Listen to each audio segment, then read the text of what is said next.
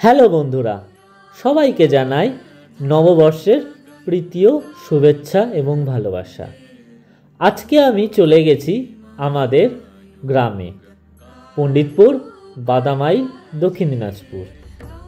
আমি এই গ্রামেরই একটি নীল পুজো ও হরগৌরী পুজোর ভিডিও দিয়েছিলাম কয়েকদিন আগে।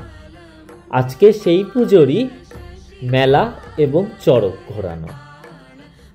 সাধারণত চড়ক নীল পুজোর পরের দিন ঘোরে, কিন্তু আমাদের গ্রামে এটি পয়লা বৈশাখের দিনই ঘোরানো হয়।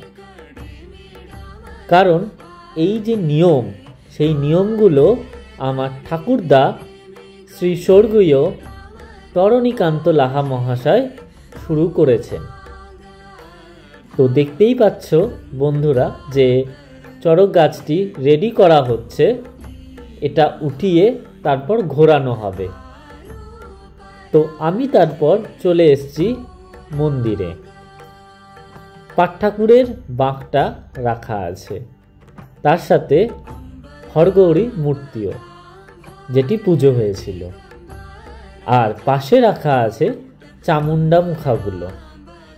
এই মুখাগুলো পুজো করা হয় সারা বছর, এবং পুজোর কয়েকদিন আগে যারা সন্ন্যাস নেয় তারা এই মুখাটি পরে পরে নাচ করে।